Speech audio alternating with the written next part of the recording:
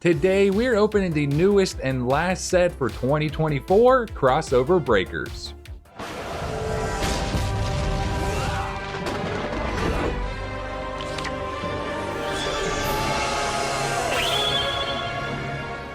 What's up, Breaker Army? I'm CardBreaker. Welcome back to another epic video. The last set for 2024 is here, Crossover Breakers. I'll be honest, this is a set that really kind of crept up on me. I think a lot of us, those of you that don't really play a lot of the meta, that are just collectors like myself, have really kind of just slept on this set. So I'm pretty excited to open this box. There are actually 10 quarter century rares, a unique one for a side deck building set. So this one should be a lot of fun. Before we begin ripping into our final set of the year, I do have a classic crossout designator that I want to give away to one lucky winner. And for a chance to win, make sure you leave a like on today's video, make sure you're a subscriber, and make sure you guys ring that bell. And let me know your favorite card from this set. It could be anything. There's a lot of really cool stuff from what I'm hearing. I know for me, I have loved and enjoyed the Sword Soul archetype, so there's some worm upgrades, everything like that in this set. So this should be a pretty fun one. There's 10 QCRs we can possibly pull, so maybe we'll get lucky today and pull one of them. Let's take a quick look at our booster box like we tend to do for all the sets that do come out. So I don't know much about this set, guys. Again, I'm not too familiar with it. I haven't been keeping up too much about it. Kind of crept up on me. It was like, whoa, we got a new set. So I know that there's some, like, I think the Malice, I believe is what they're called. They're supposed to be like Alice in Wonderland style card, which kind of makes sense. I don't know the exact archetype back here. I remember hearing something about a Raziel, not exactly sure. I know a lot of you out there are probably gonna correct me because I have some of that wrong, but let's get to ripping, everybody. We've got the Crossover Breakers. You know, one cool thing about this set, it's got breakers in the name. We are CardBreaker. So we've got, of course, break open this set as well, naturally. All right, here we go. Let's see, one singular box. I will be doing a channel member opening for this one as well. So if you guys do want to get in on some free openings, consider joining as a channel member. It goes a long way to support the channel. Of course, there's all different ways you guys can support the channel as well. I don't really plug that stuff as much. You know, I don't want to sound like I'm desperate to try and get you guys to subscribe. But if you do like the content, you know, at least subscribe. At least subscribe, press the like button, hit the comments, all that stuff. But, you know, join as channel member as well. Here we go. Crossover Breakers. I do have one booster pack, or booster box. One booster box going into the first booster pack is what I was trying to get to.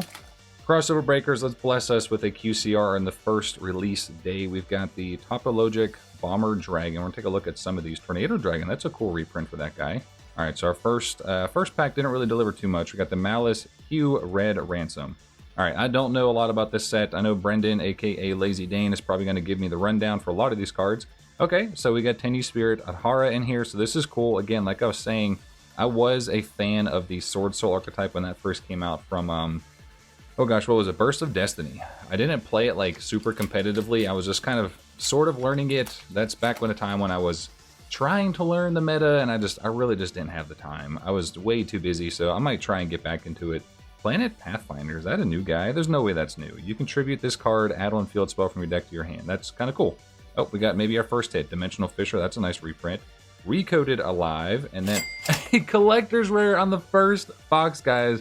Raziel Plasma Hole. I'm not sure if I'm saying that name of the archetype right, but we got us a collector's rare on the very first box. I will take that one. I have no clue if this is one of the better ones. So you guys can pause the video and read that description if you guys would like. I don't know what this archetype really does.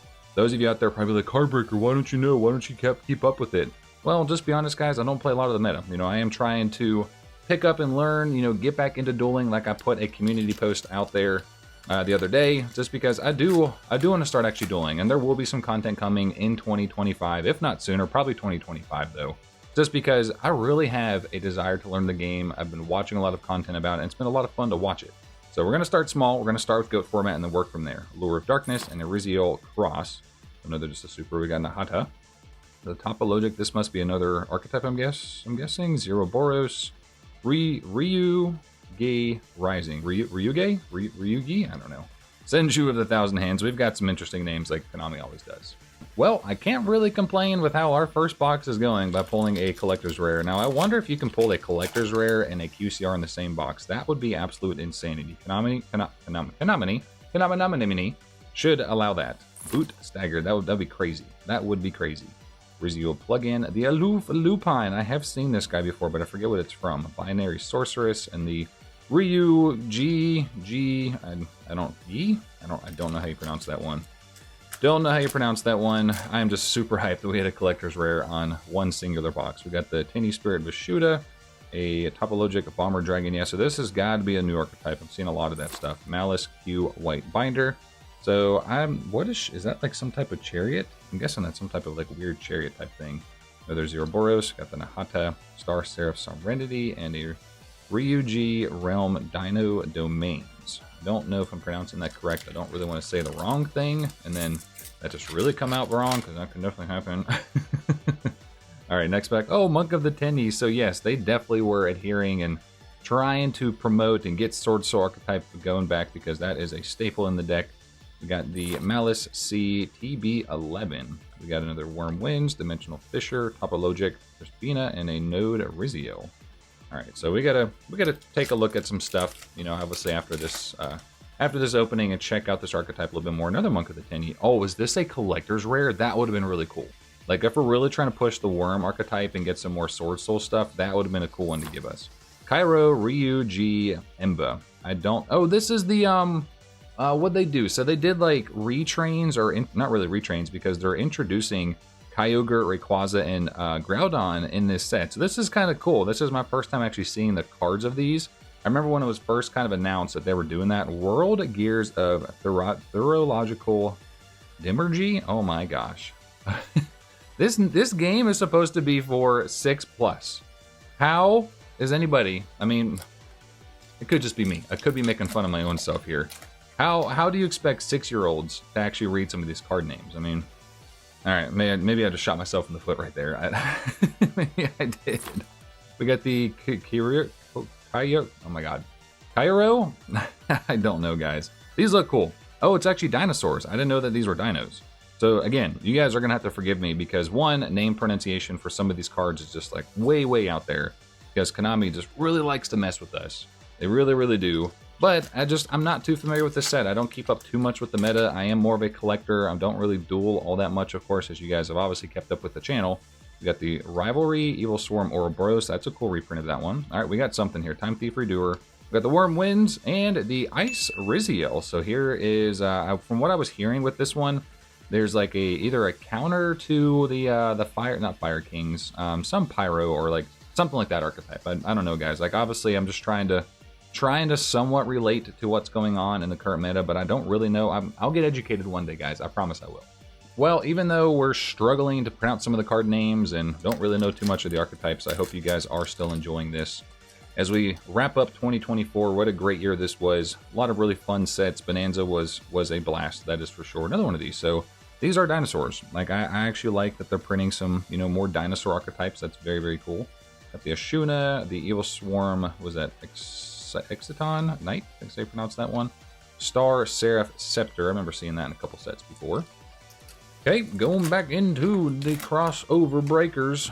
We broke open and gotta say collector's rare. This is awesome.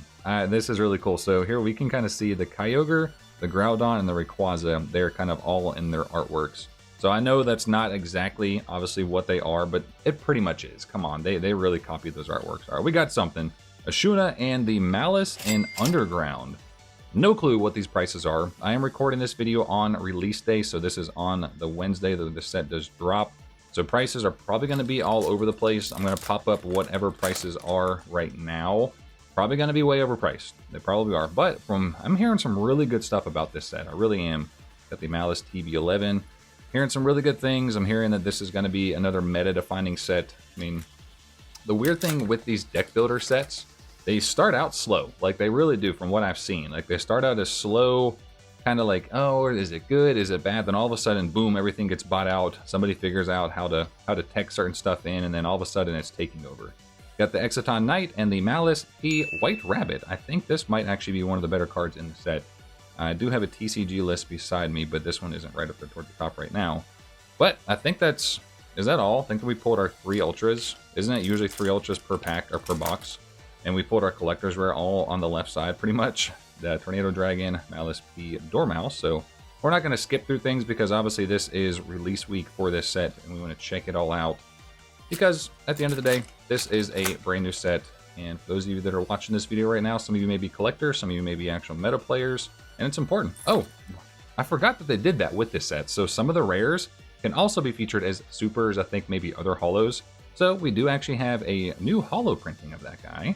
It was pretty expensive, if I'm not mistaken, when it first came out, but now we actually have a new print. I don't think we have any big pulls left in this box unless we get like a weird error box of some sorts. So we got the collector's rare, we got the 3 ultras already. Imagine us pulling a UCR all in the same box. Another one of those. Wow, that is heavily printed. That's 3 in 1 booster box for a super. Like I feel like that's not normal. I feel like that's not normal. That must be one that's important to that deck core, so that might be why they're printing the crap out of it. Allure of Darkness, that's pretty cool. They gave us another printing of that one. We got the Rivalry, another TB11. That must also be something that's important to the deck, because I'm seeing a lot of those. I'm definitely seeing a trend here. Definitely seeing a trend.